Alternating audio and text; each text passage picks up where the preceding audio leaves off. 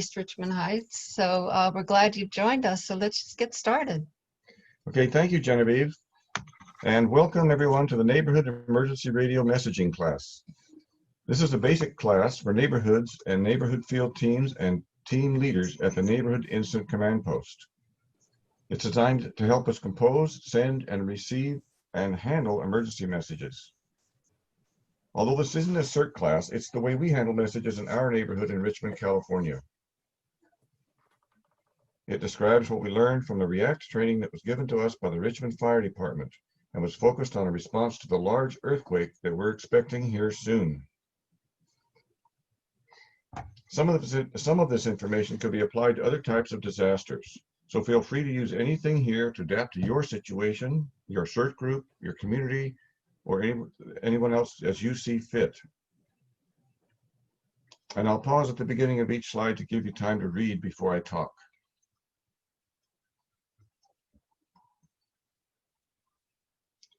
This short video gives an example of why good emergency communications saves lives.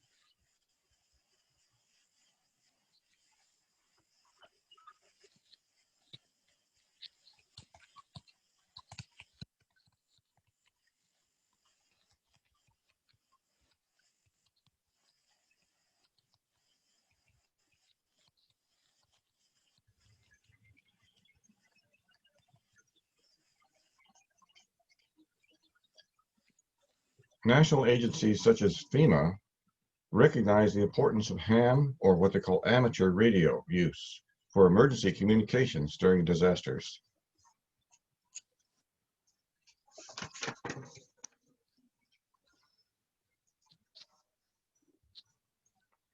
These are the listed objectives we're going to talk about.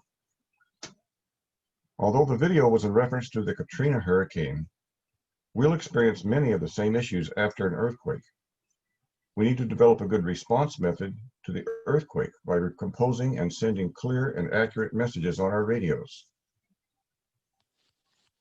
But before we get started, here are some acronyms that we'll use during the program, especially the term ICP for Incident Command Post and EOC for the Emergency Operations Center.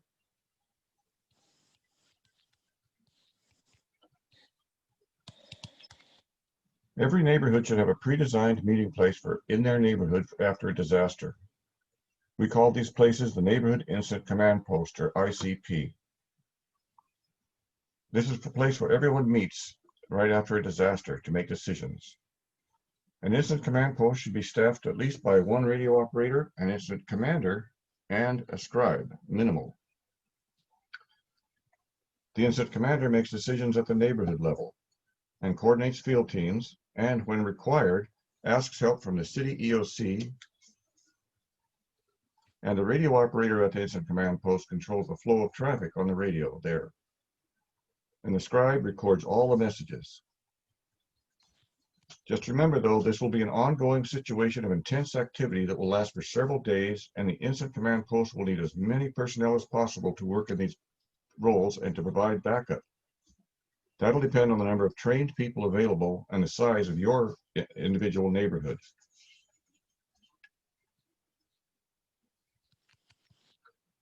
People sending messages need to understand what an emergency is before sending an emergency message.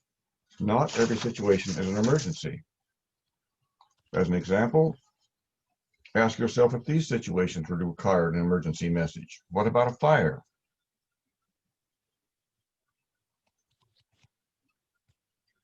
What about a tree falling on a house? Or a power pole that fell across the street? How about leaking gas?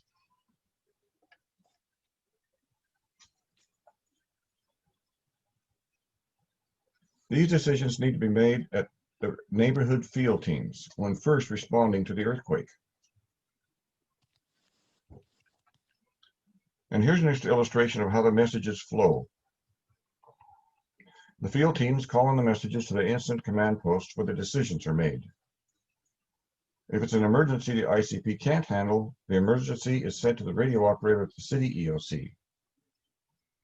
And if the city EOC cannot handle that emergency, they could send it on to the county for help, the county EOC. Emergencies or other messages could also be sent to other neighborhoods requesting resources or aid if the EOC is not available. Messages that are not emergencies can be held at the ICP to handle later. Different cities and counties have different organizational structures and capabilities, so you can apply this flow as appropriate to you. However, this is the recommended message flow in our city of Richmond, California.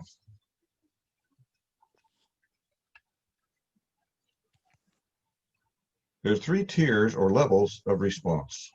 The first is the field team and ICP response, the local city EOC response, and the county response.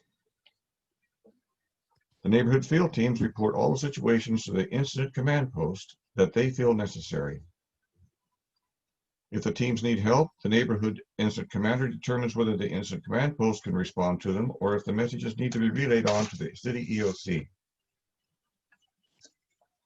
Some situations might require help from the city or from the county, but even extreme conditions that might require help from the county still go through the city EOC. The neighborhood incident command posts do not send messages directly to the county.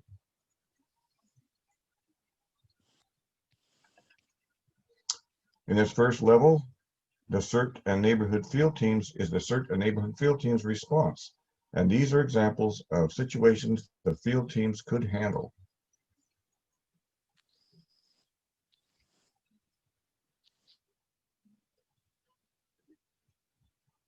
These are the second and third levels, messages above the capacity of the teams or the incident command post to handle, and they go directly to the city EOC. If the city EOC needs support, they'll request help from the county EOC. The county needs to hear only about situations that the city EOCs can't handle, such as major situations as these described here. This can be referred to as information triage. We need to break down messages into priority levels.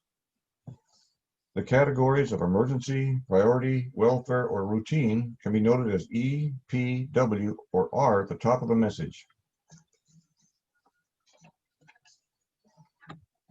Emergency messages indicate immediate threat to life and must be handled immediately. They supersede all other types of messages. For instance, red tag victims are in life-threatening conditions, so they must be reported immediately.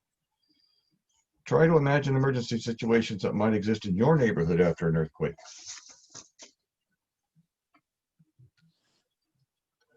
Priority messages are handled after all the emergency messages are done. A priority is urgent, but it's not an immediate threat to life. The most difficult choice might be determining the difference between an emergency and a priority message. Emergency messages can't be delayed, but priority situations could escalate into emergencies later.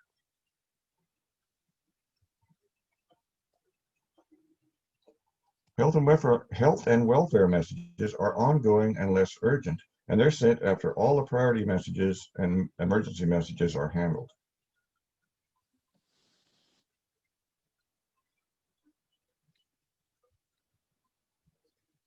Routine messages can be handled after all the emergency, priority, and health and welfare messages are dealt with.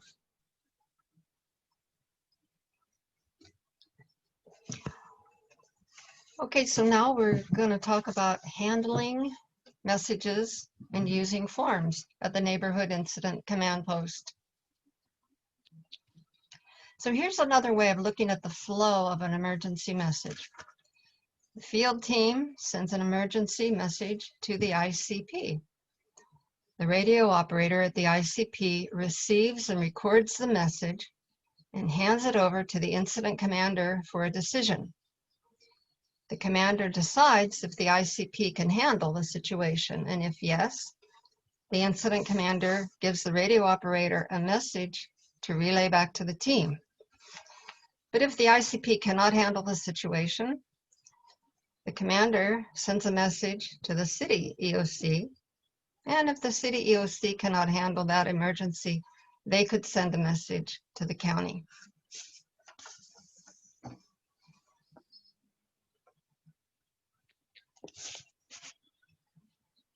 There are two different types of messages that we consider the radio operators at the ICP need to handle: the basic and the formal. Most messages will be basic messages coming in from the field teams. But if the incident commander wants to contact the city EOC, then she sends a formal message on an Incident Command Form 213 message form to the city EOC.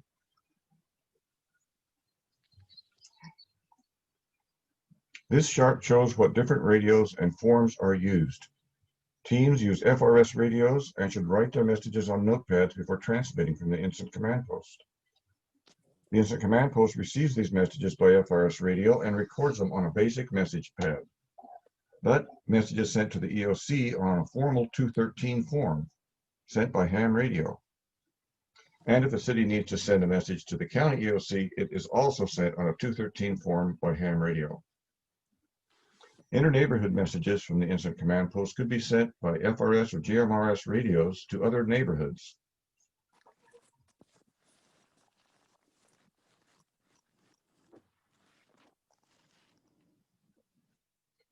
These are the forms used at the Incident Command Post. The ICS 309 communications log is a very important document. The radio operator uses this log to record all messages received and sent. It provides a record of all incoming and outgoing messages. The incident commander uses either the standard FEMA ICS 213 general message form or the modified radiogram 213 form.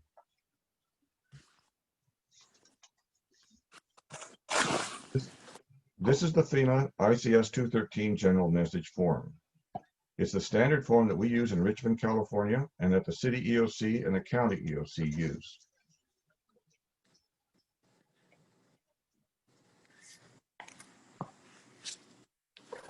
I'm going to interrupt for a moment. If somebody is not muted, and whoever that is, could you mute yourself so we don't have that feedback on our computers? Thank you very much. This is what the process at the Incident Command Post could look like. When the messages are received, the scribe writes down the complete message on a message pad, and the radio operator logs it on his ICS 309 communications log. Emergency messages need to go to the incident commander immediately.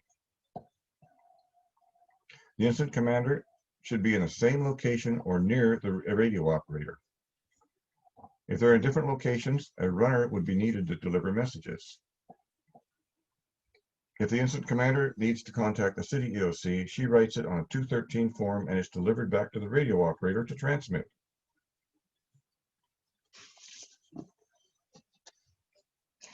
So let's go through a scenario from start to finish. This time we'll be showing these forms and how they're used. So once again, let's start at the beginning with CERT and neighborhood field teams. They should write their messages on memo pads or notepads or even paper on clipboards before transmitting them by FRS radio to the neighborhood incident command post.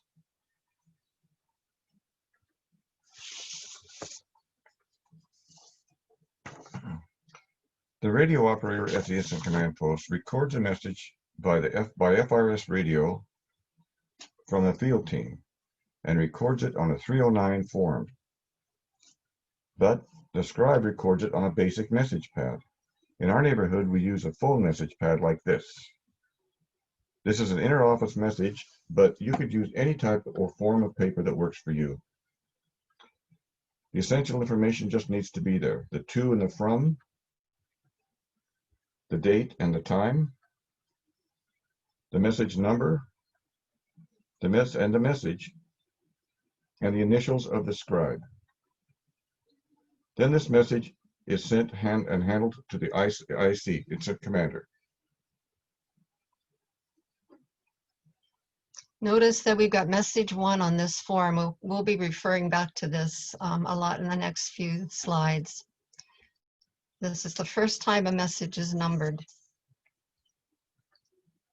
When a message comes into the incident command post, the radio operator uses the incident command form ICS 309 communications log to briefly log the message. After he has filled in all the information blocks at the top, he writes the time the message came in, then who it's from, and he also numbers each message sequentially in order received. After entering the message number, the radio operator tells the scribe to write that number on his message form. Then the radio operator writes down to whom the message goes, and then writes the message. You have to note the radio operator does not write every word of the message on the 309, just the succinct information. But the scribe, however, writes the complete message on his pad.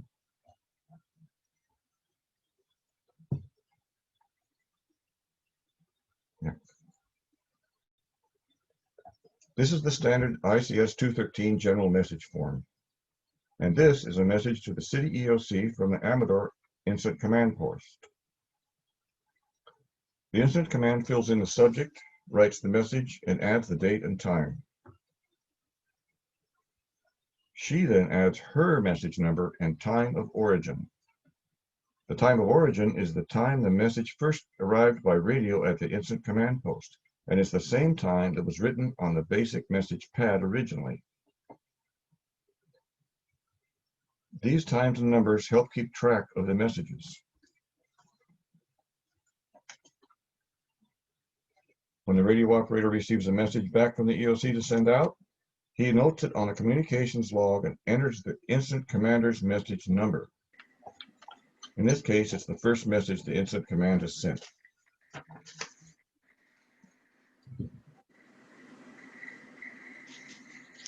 Okay, this is the modified 213 radiogram message form that we told you about earlier. This form has 4 main parts: the header section, the to subject, date, and time section, the message text, and down at the bottom, who the message is from and their title and location. So in the header section, there's a field for the message number and the priority. On the other form, there was no field for the number and the priority. We had to just write those in, but here they are.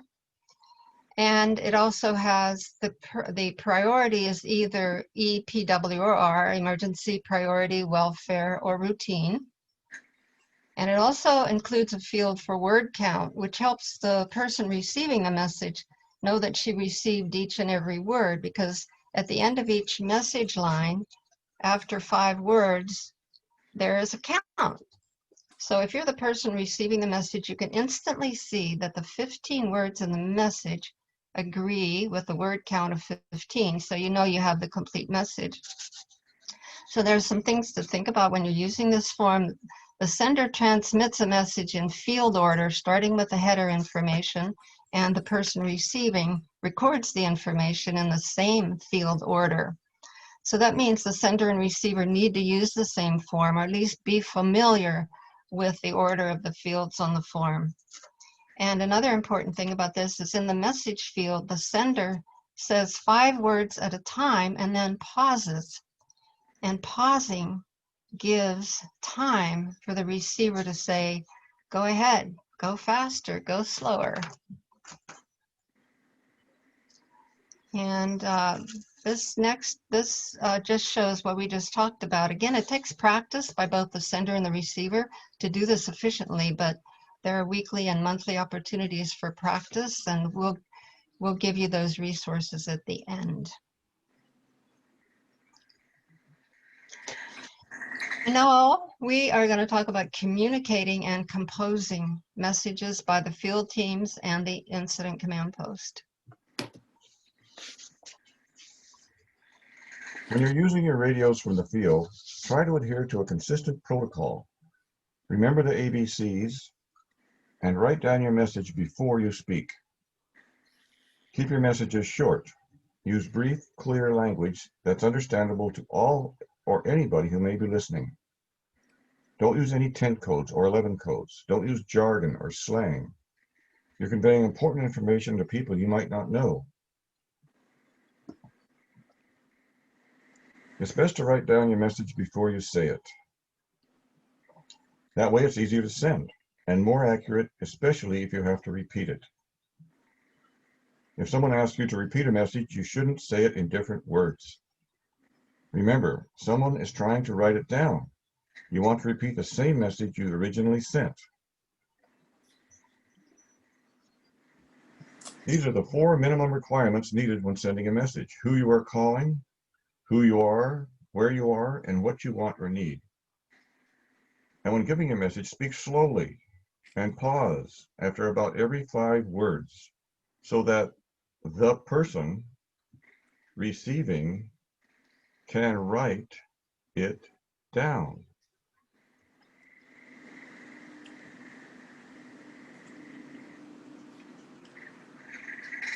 Tactical call signs are used to give information about the team's function, a person's position, or a location of a caller. For example, SAR 1 means Search and Rescue Team 1. You should call the tactical position, not the person. Tactical call signs can be assigned by the radio operator, the incident commander, or agreed upon ahead of time.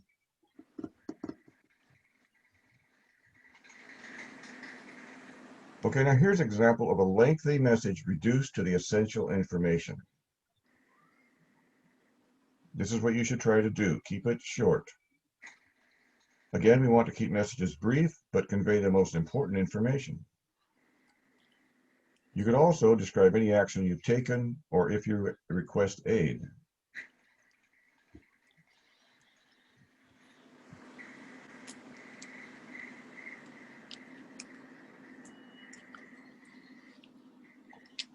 And you can break in at any time with an emergency message.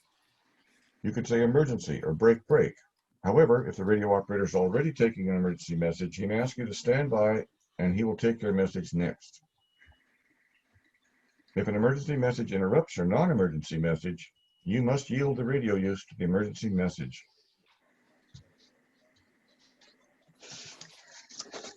Here's an example of a message.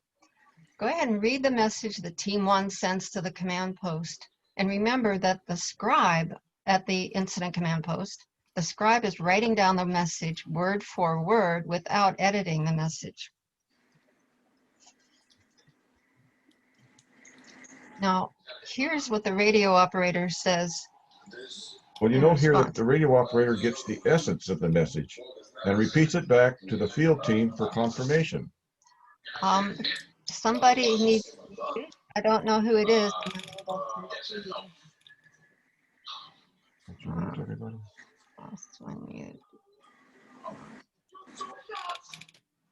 For some reason, I'm unable to mute everybody. Let's see.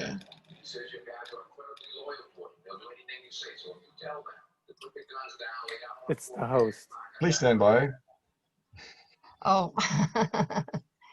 Genevieve, can you mute, please? Hi, I tried to mute Garrett. Garrett, can you please mute yourself?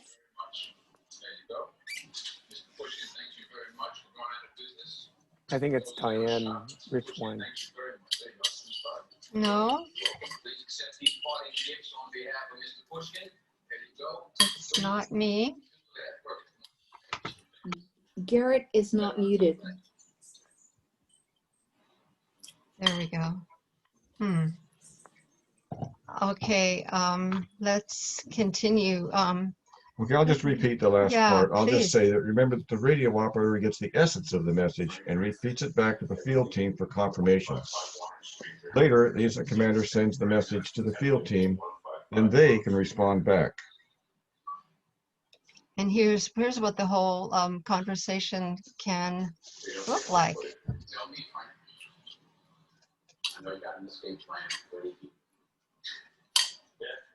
I'm going to stop sharing and see if I could mute everybody. Hang on, please. Hang on. Mute all.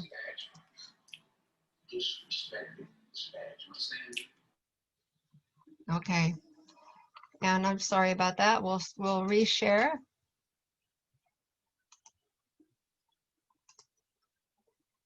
Okay.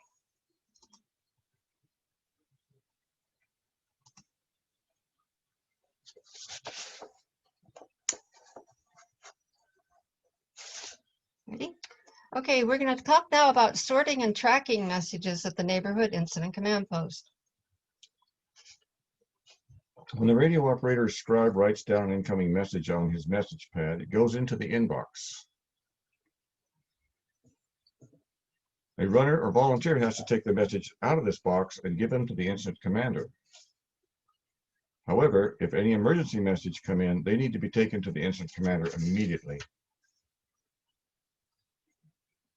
The incident commander receives the message in her inbox, and her outgoing messages should be taken back to the radio operator to transmit. When the radio operator first receives a message from the incident commander that needs to be sent out, that message goes into the radio operator's outgoing tray for him to send. After he sends it, the outgoing message then goes into the sent tray.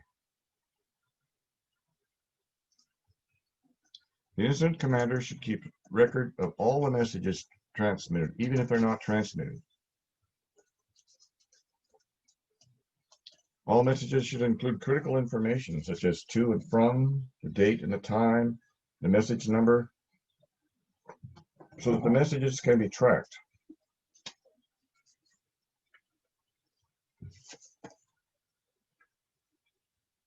Okay, messages are numbered sequentially by the radio operator before they are sent to the incident command post. The radio operator sends it, puts on his own number on the message. The messages coming back from the incident command post have a different set of numbers. They're assigned by the incident commander.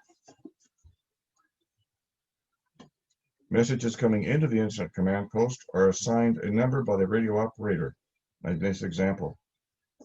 In this example, it's message number 23.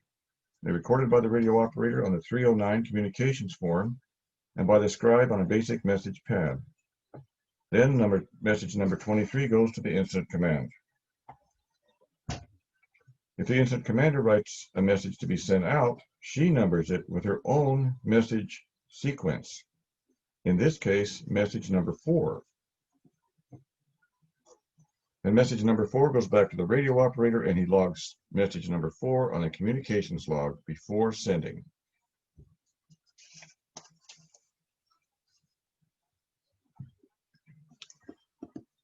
Now, let's just look at some reminders on using our radios.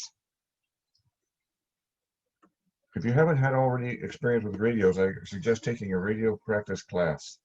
We taught some of those classes, and we'll teach them again at a later date. But you should practice using your radio as often as possible and beginning as soon as possible. You want to practice with your radio until it becomes routine. These are some handy hints to help you talk on the radio.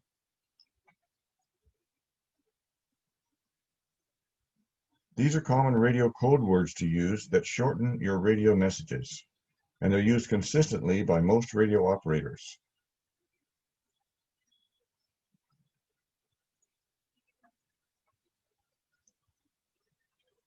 You use the words in the phonetic alphabet for spelling out words that are difficult to hear or understand over the radio.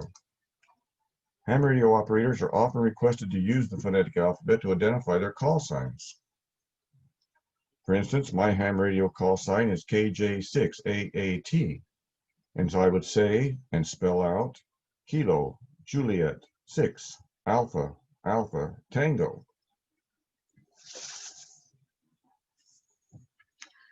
So let's do a quick exercise here. Go ahead and spell stay muted right now and spell your name. And if there's time, spell the name of your street using the phonetic alphabet. So everybody go ahead, give it a try.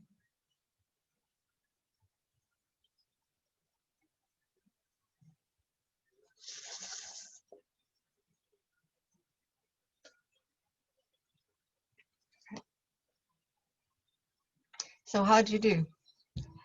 Here's a scenario that'll give you a practice composing a message. So go ahead and read the scenario and then write your message on a piece of paper using the 4 components here, and just make up whatever you think your team needs and by when. We'll give you a little space of time to do that.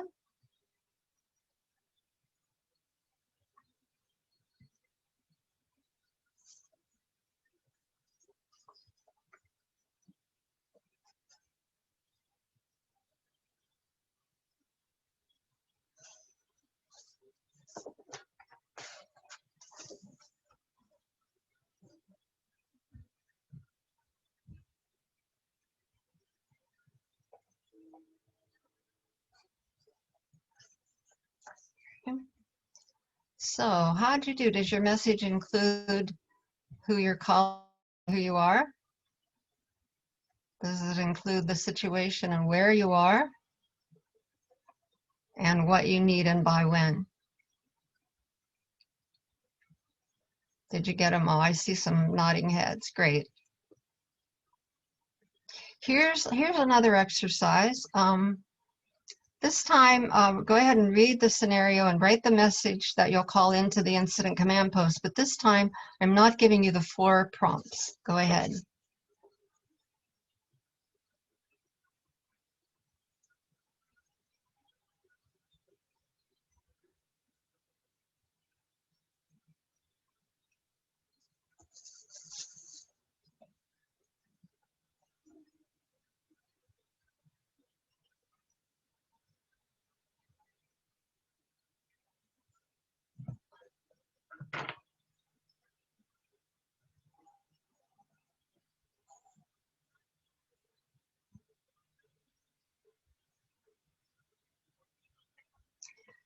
So your message can look like this. Command post. This is team 2. Power line down at 859 Elm. Send caution tape. It can be as simple as that with all the essential information. So I hope you did okay. That concludes, oh, here's resources and practice opportunities. Yeah, let's do this. Yes, we need to practice frequently until our radio skills and messaging just become second nature to us. Currently, local radio groups offer frequent practicing using the modified 213 form. This form works well if you know how to use it, and both these local radio nets offer excellent opportunities to listen and practice.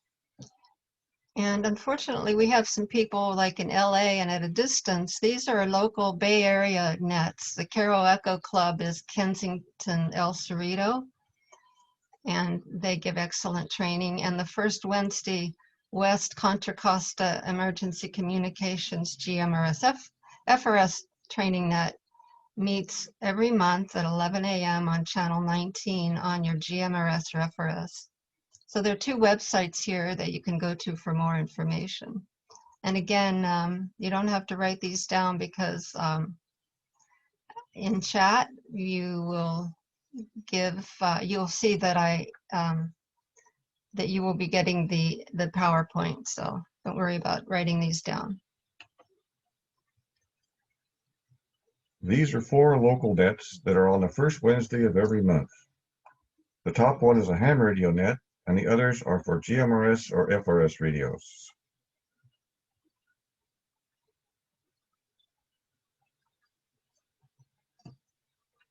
These are the Saturday morning local radio nets that are run by the members of the Richmond CERT, using the Contra Costa Communications Club ham repeater for wider coverage. The nets are short check-ins to practice using different frequencies. There's a website at the bottom for more information.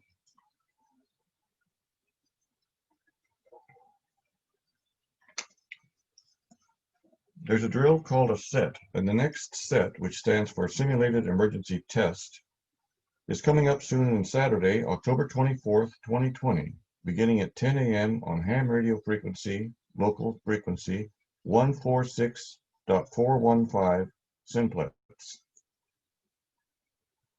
And last year in November, there was a county-wide drill called Light Up the Bay. It consisted of messages coming from several field teams in several different cities to their city EOCs, and from the city EOCs to the county EOC. A number of cities in Contra Costa County have participated, including Richmond. Unfortunately, the next drill of this type is yet to be announced, but we're looking forward to it. So that concludes our presentation, and we hope you can use this information in your neighborhood. Use what you can adapt. And now I am going to stop sharing and stop the recording, and we're going to see what questions you might have written in the chat boxes. And if you want to unmute yourselves to ask a question. Let's go to the chat box first and see We'll go to what's the there. chat box first, yes. You can end the recording now. Yep.